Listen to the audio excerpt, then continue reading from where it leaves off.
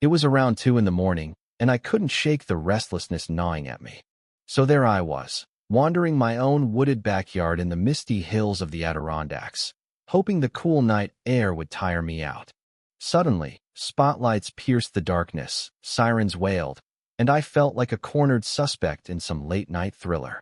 All because my HOA overlord, Victoria Vick, as everyone called her, decided a guy strolling his property was a menace to society. Have you ever been busted just for breathing? That was only the spark. Things were about to ignite. Let me back up. I'm Ethan Carter, 48 now, and 9 months ago, I finally pulled the trigger on a dream I'd nursed for decades. I snagged a cozy log cabin nestled in the Adirondack wilderness of upstate New York. Nothing extravagant, just a 3-bedroom hideaway with a sprawling porch and enough seclusion to drown out the world's chaos. For over 25 years, I'd grinded in federal law enforcement, digging into cases I still can't spill about. Let's just say the shadows from those investigations clung like smoke, and early retirement was my escape hatch. I'd squirreled away enough to consult from afar, in this cabin. It was meant to be my fortress of solitude, where I could finally exhale without paranoia creeping in. Those first few months were pure bliss. I'd rise to the rustle of leaves instead of urban clamor, sip black coffee on the porch as dawn gilded the pines in gold and crimson. I roamed my land without that constant itch of being watched. It felt like I'd outrun the madness, the endless politics, the betrayals, the ghosts that trailed me home. Naive, right? I actually believed I'd vanished into tranquility. But then she crashed the party.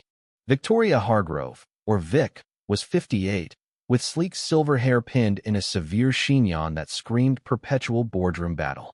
She adjusted her rimless specs like a hawk sizing up prey and toted a leather-bound planner everywhere, wielding it like a judge's gavel. Her voice had that clipped edge, echoing the pencil pushers I'd tangled with who grinned while shredding lives. Vic had claimed the HOA presidency after ditching her executive gig in finance downstate about 7 years back. Word from the locals was she treated our scattered enclave of 10 homes like her empire, enforcing rules with iron-fisted zeal. Our first clash? I was out fixing a creaky porch rail one crisp Wednesday afternoon, hammer in hand, totally reasonable. Footsteps crunched up my gravel drive, purposeful and uninvited. There she stood, planner pressed to her chest like a shield, lips pursed in disapproval. "Pardon the intrusion," she snapped, skipping pleasantries, "but we've fielded several reports of disruptive racket from this address." I paused mid-swing. Reports from whom? I'd barely nodded at neighbors. "Sorry," I replied, aiming for civil, "but it's midday maintenance on my own place. No rules broken."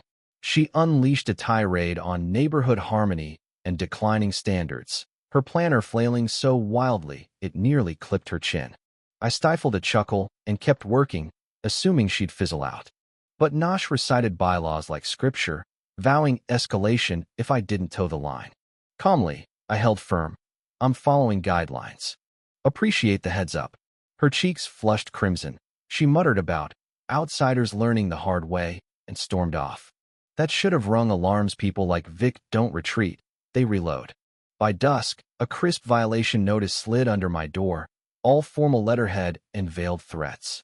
The next day, I spotted her sauntering by, phone aloft, snapping pics of my yard like a spy on assignment. It became ritual, daily inspections, once with a fake poodle plush on a leash, tag dangling. I felt surveilled, ironic after tailing real threats in shadowy ops. Notes piled up, passive-aggressive missives on HOA stationery with gilded edges. "Dear occupant, suspicious after-hours disturbances noted." Me? Lights out by 11, binging podcasts or books. But to Vic, my keyboard clicks were digital disturbances, a buddy dropping by for a tool loan, an illicit assembly. Neighbors started side-eyeing me. Old Mr. Wilkins clutched his grandson tighter. Whispers followed my walks.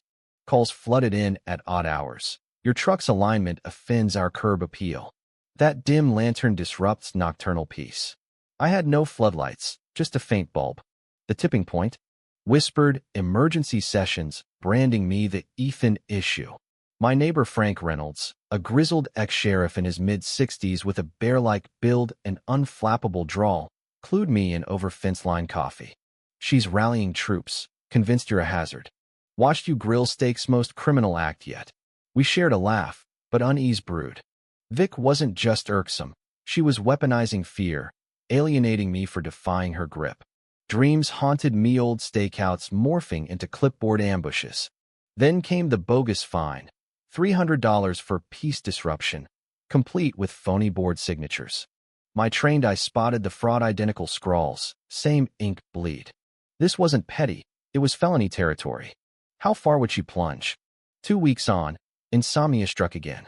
At 1:30 a.m., I paced my grounds, stars piercing the fog-shrouded trees. A phone rang from Vic's cabin, her voice muffled through cracked panes. Minutes later, sirens howled, lights slicing the night like blades. A patrol car prowled up, beam pinning me in flannel pants and slippers. Officer Ramirez, mid-30s and wired, hand hovering near his holster, scanned shadows. Evening, sir. Report of prowler prepping burglaries. You the owner? Heart racing, I stayed steady. Ethan Carter.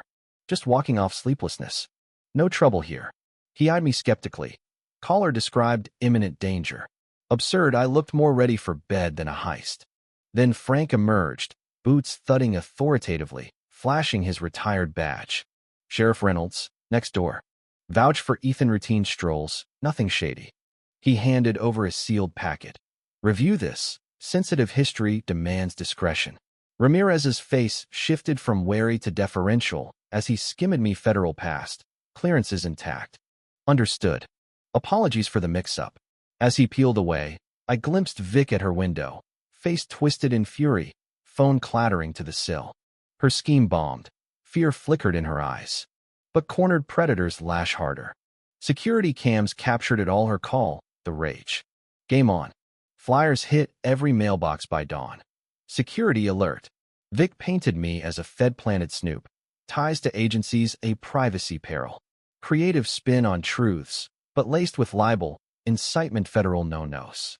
By lunch, she mobilized a crisis summit. Phone tree hysteria. Act now to shield our kin.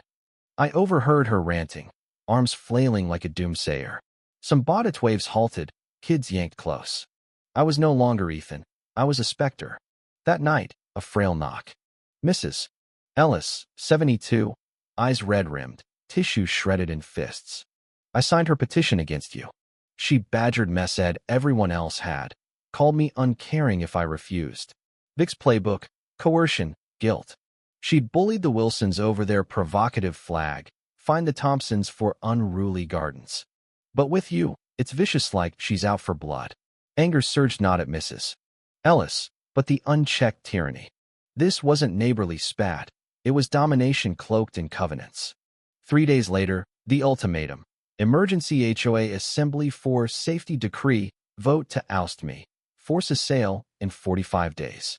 Insane power grab. The hall buzzed under fluorescent glare, burnt coffee stench hanging. Vic, in tailored gray, gripped her planner, banner mocking. Unity above all. She prosecuted.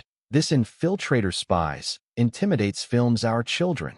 Fabricated complaints, coerced testimonies. Glowering, she called the vote. Banish this menace. Nods rippled, seats shifted away from me. Sweat beaded, could she win? Frank rose, folder in hand. Hold the vote. Facts first. He thrust docs at Vic. She blanched, refusing.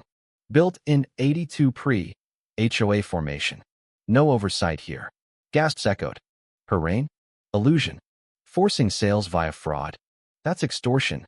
Whispers swelled to uproar. Refund my chime fine. Why approve my shed? Years of resentment erupted. I stood. I sought refuge, not rivalry. But I won't flee bullies.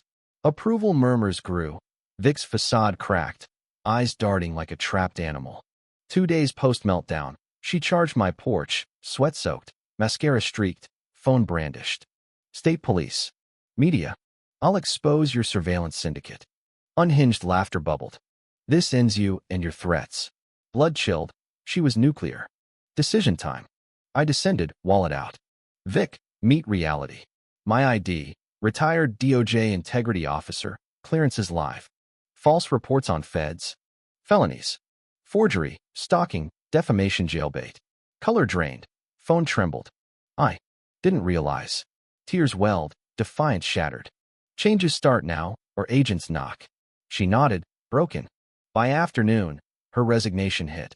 Personal pursuits. Fines refunded. Stories poured her terror-spanned years. New prez, a level-headed vet, sparked barbecues, trail funds. Air lightened, waves warmed. I lent expertise in tangling claims, spotting scams. Felt purposeful. Months later, footsteps again. Vic, softened loose waves, Jean's eyes earnest. May I? Over tea, confession, therapy for control addiction, meds for turmoil. Retirement stripped my reins. I made you all subordinates. Letters sent, amends made. Can't erase, but I'll try. Shocked, I offered. Growth trumps grudges. Respect bloomed not buddies, but acknowledgement of her grit. She eased back. Grocery hauls for elders, cleanups sans bossing. Trust rebuilt her corralling a stray pup, chuckling over leashes. Community thrived, scars forging bonds.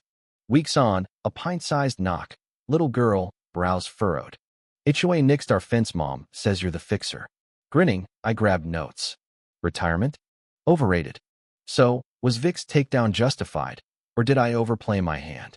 Should HOAs even exist, or are they just legalized bullying?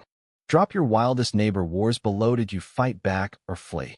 Like if the drama hooked you, subscribe for more real-life showdowns. What's your take? Redemption real, or just a facade?